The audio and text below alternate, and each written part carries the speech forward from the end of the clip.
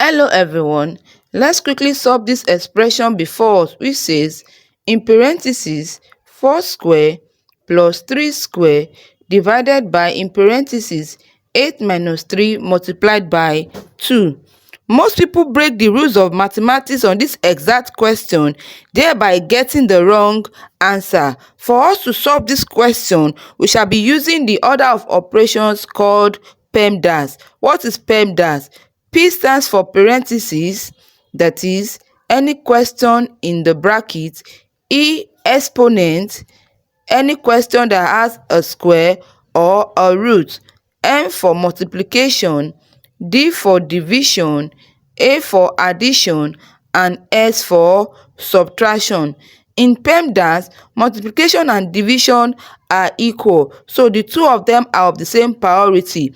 If you have them together in an expression, you start your calculation from the left to the right depending on the sign that comes first. Likewise, addition and subtraction, the both of them are equal and are of the same priority. If you have the two of them together in an expression, you start your calculation from the left to the right depending on the sign that comes first. Now back to our question, which says in parentheses 4 square plus 3 square divided by in parentheses 8 minus 3 multiplied by 2.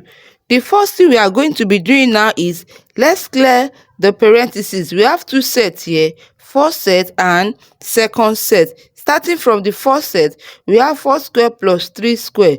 4 square means 4 times 4, which will give us 16, plus 3 square, 3 times 3, which will give us 9. 16 plus 9 will give us 25, divided by, let's solve the second parenthesis, 8 minus 3, 5, multiplied by 2. Now here is our expression, 25 divided by 5 times 2. When I was explaining the order of operations called PEMDAS, I said when you have multiplication and division together in an expression, you start your calculation from the left to the right.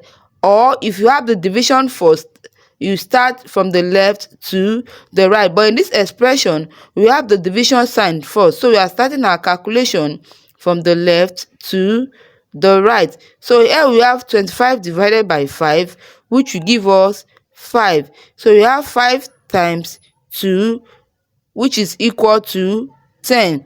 So the answer to our expression is 10. Did you get 10 or you got trapped? Let me know in the comment section. Kindly like this video, subscribe to this channel, and don't forget to turn on your notifications for more math challenges.